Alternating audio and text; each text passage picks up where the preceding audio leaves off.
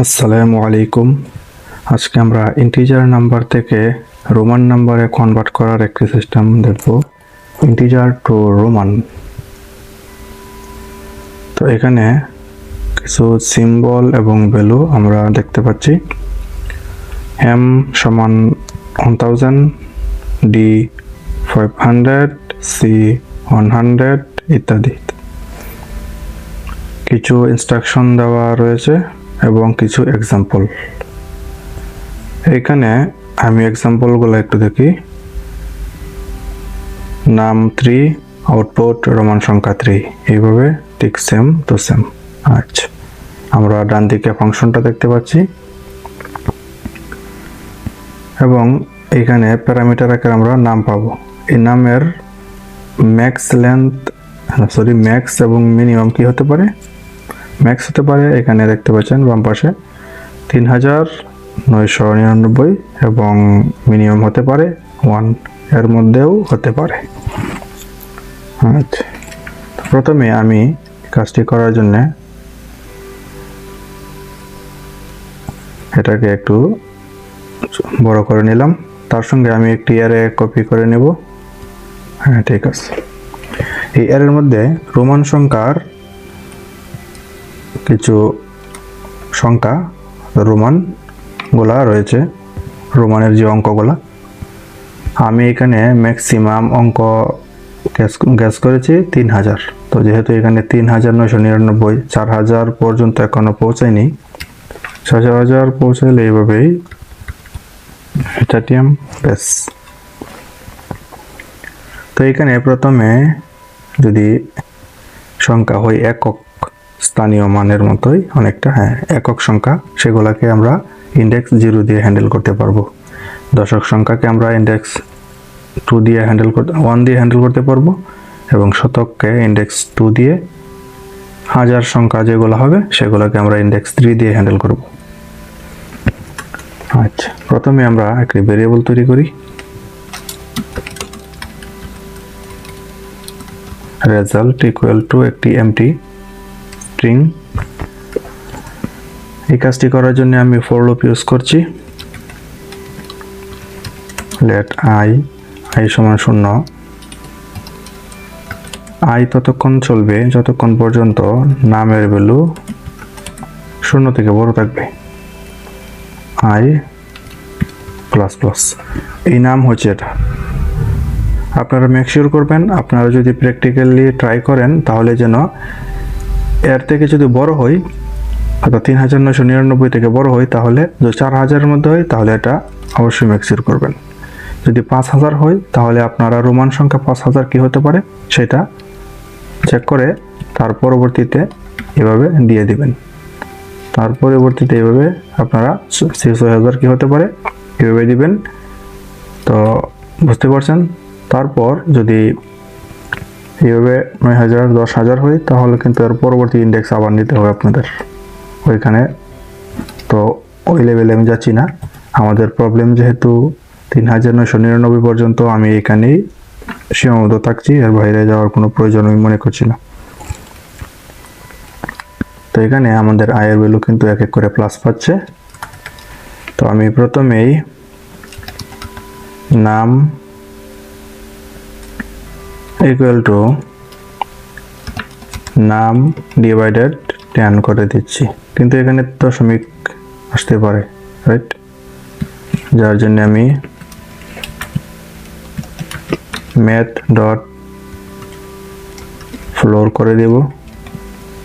এতে করে দশমিক এলে ফ্লোর যে বেস নাম্বারটি সেটাকে স্টোর করবে নাম্বারে, যে নাম্বারে আমরা পাবো ভেরিয়েবলটা, ওই ভেরিয়েবলই আমরা আবার স্টোর করছি।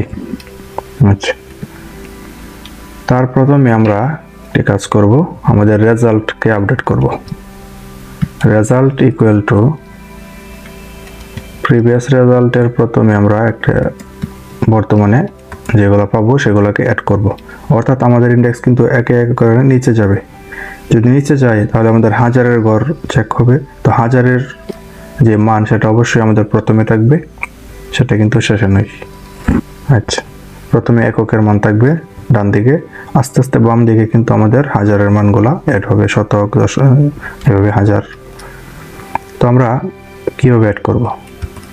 আমরা আমাদের রোমান নাম্বারস এটা থেকে আমরা আয়ের ভ্যালু অর্থাৎ 0 নাম্বার ইন্ডেক্স যদি হয় তখন আমরা কি করব, এটাকে আমি একটু প্রথমে বাইরে লিখি। এইখানে আমরা আমাদের নাম মডিউল 10 করে দেব। যদি নাম মডিউল 10 ইকুয়াল টু কোনো একটা কিছু হয়, সাপোজ 1 হলো, তখন কিন্তু আমাদের এটা, যদি আয়ের ভ্যালু 0 হয়, প্রথম অবস্থায় অবশ্যই 0 আয়ের ভ্যালু যদি 0 হয়, যদি 1 হয় তাহলে 2 হয়, যদি 2 হয়ে গেছে যাই হোক, 2 হলে সি, এইভাবে আমরা কিন্তু রিটার্ন পাবো। তো বুঝতেই পারছেন, যদি 0 হয় তাহলে কিন্তু কিছুই পাবে না, এমটি। তো আপনারা ইচ্ছে করলে এটাকে একটা ভেরিয়েবলে স্টোর করতে পারেন যদি মনে করেন, তো আমার মনে হয় এটা প্রয়োজন নাই, আমি সরাসরি এখান থেকেই কপি করে দিয়ে দিচ্ছি। আপনারা চাইলে এটাকে ভেরিয়েবলে স্টোর করে ইফ কন্ডিশন দিতে পারেন যে যদি এটা হয় তখনই আপনি ইচ্ছে করলে রেজাল্ট ভেরিয়েবল আপডেট করতে পারেন, অন্যথা আপডেট নাও করতে পারেন। আমি এটাকেও একটু দেখাচ্ছি আপনাদের, সময়টা বেশি একটা লাগবে না।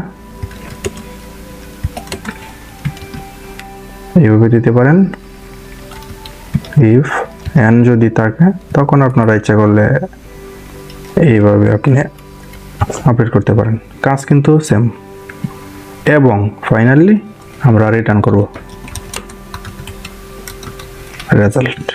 তো আমরা একটু রান করি, রাইট, সেভ করে নিলাম, রান করছি, কি অবস্থা, রান হয়েছে। হ্যাঁ, আমাদের এখানে এরর এসেছে, সে এক্সপেক্ট করতেছিল ট্রিপল আই, কিন্তু আমরা আউটপুট কি দিয়েছি, ট্রিপল সি। সেটা কেন?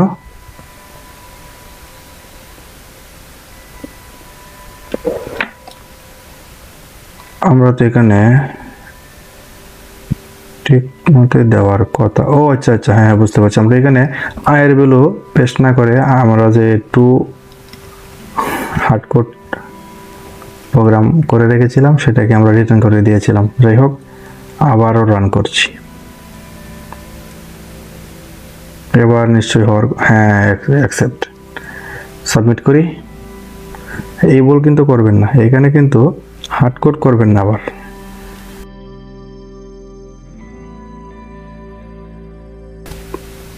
এভাবে ভেরিয়েবল স্টোরের প্রয়োজন নেই, আপনি সরাসরি এইভাবে দিয়ে দিতে পারেন, ইফ কন্ডিশনের প্রয়োজন নেই। যদি মনে করেন দিবেন, হ্যাঁ দিতে পারেন, কোনো প্রয়োজন নাই।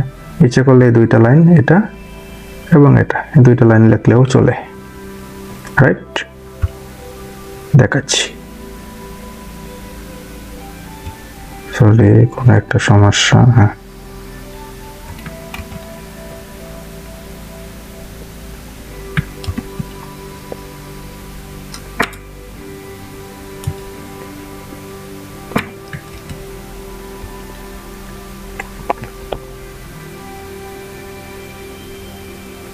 দেখতে পাচ্ছেন as it is same to same কাজ করছে।